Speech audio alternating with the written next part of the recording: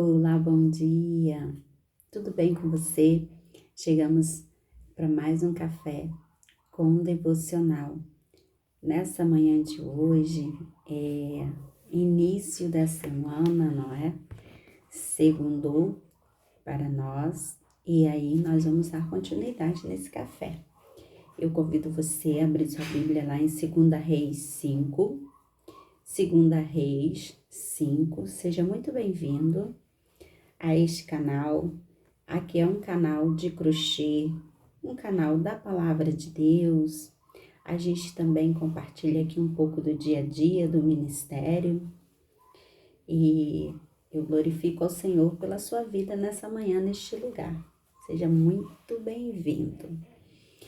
Vamos meditar nessa palavra maravilhosa? Vamos alimentar o nosso espírito? Então, vamos lá? 2 Reis, capítulo 5, pula lá para o versículo 9. Diz assim: Veio, pois, Naamã com seus cavalos e com seu carro e parou à porta da casa de Eliseu.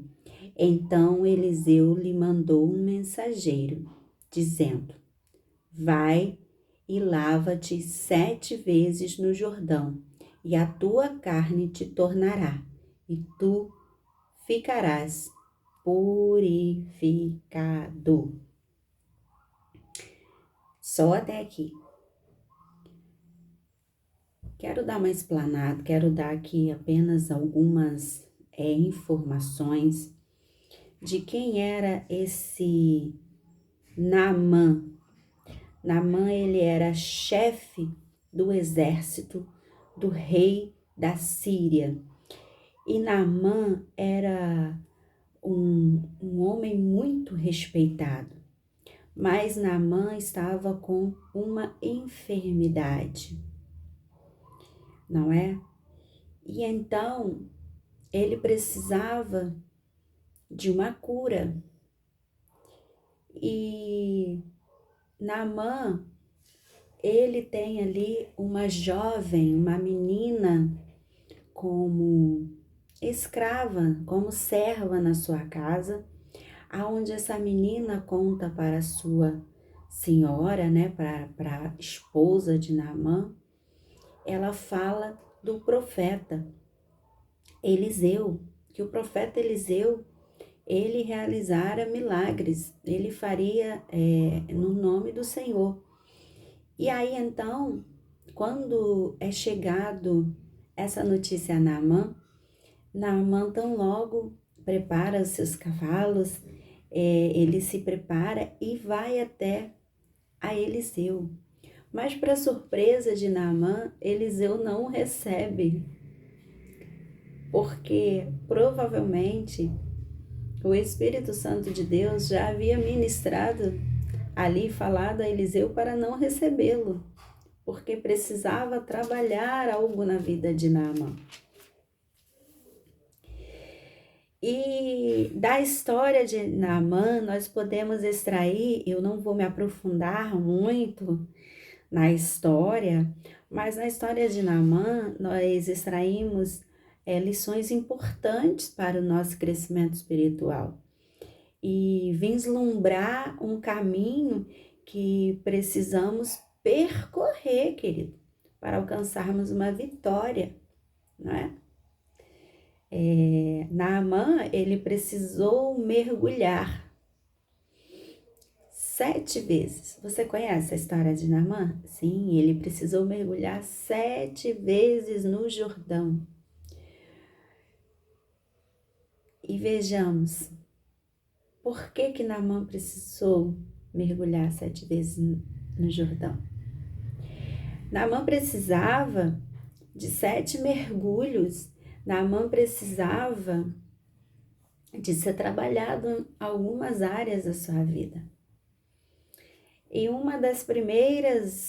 dos primeiros mergulhos que precisava ser trabalhado na vida de Naamã, e eu vou tentar no decorrer desta semana trabalhar em cima dos 7 mergulhos de Naamã.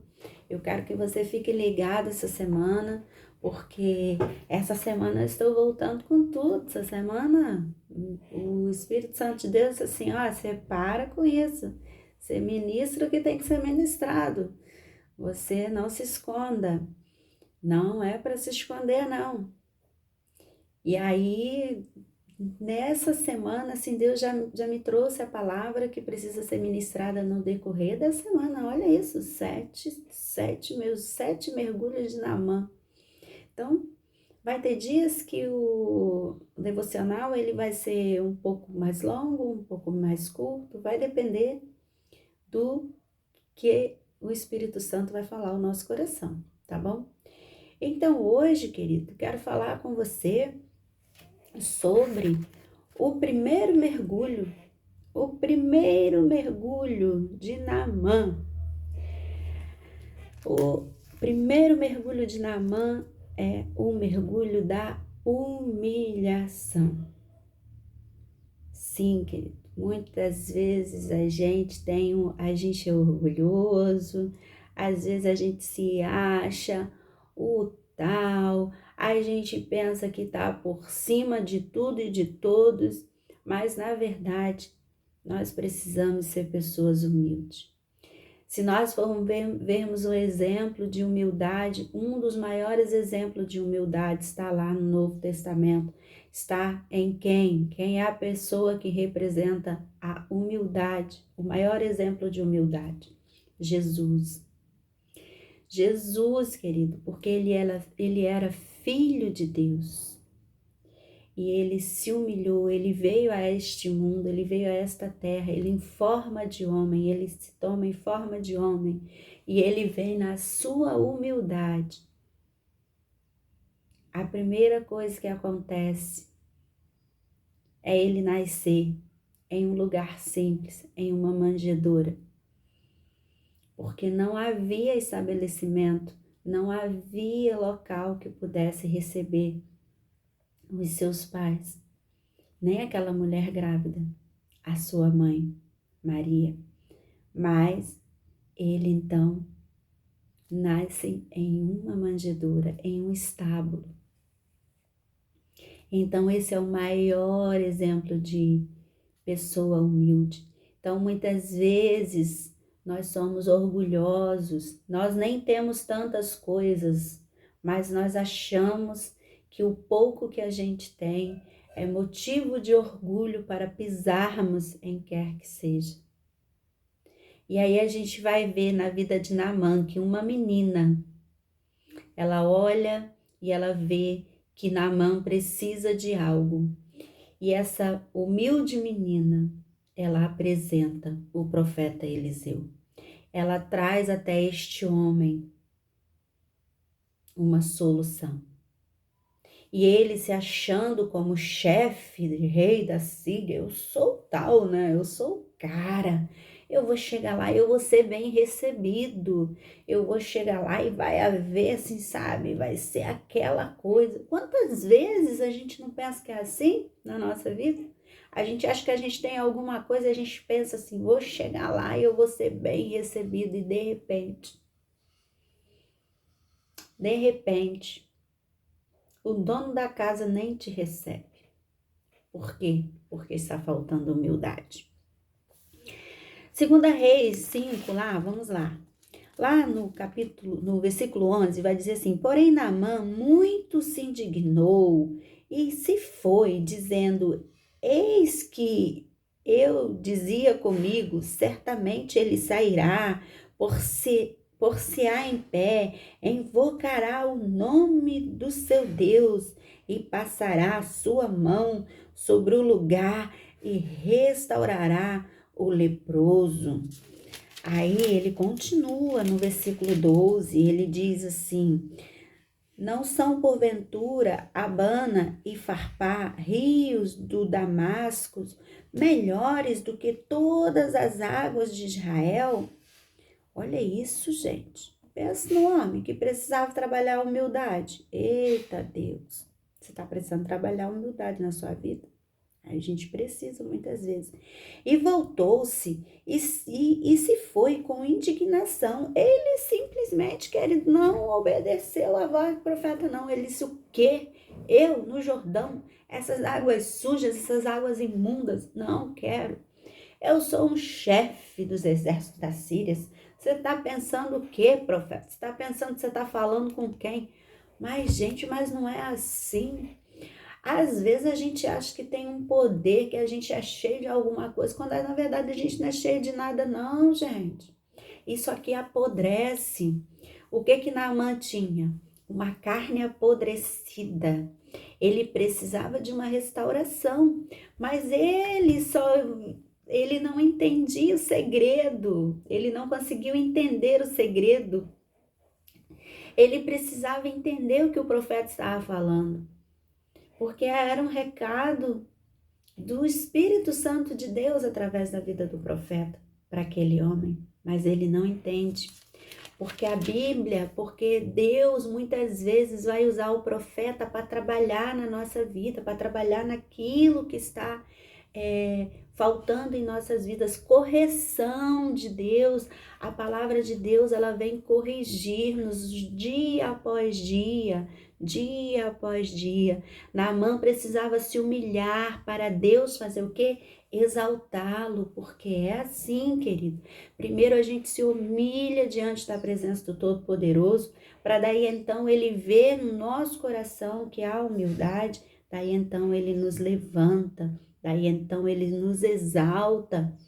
Naamã achava que a sua posição privilegiada, que ele deveria ser recebido pelo profeta com honraria, com tudo do bom e do melhor, mas não, querido, não. Às vezes a lepra da gente vem daí, da falta de humildade. Nós precisamos nos sermos humildes, nos humilhar diante da presença do Todo-Poderoso.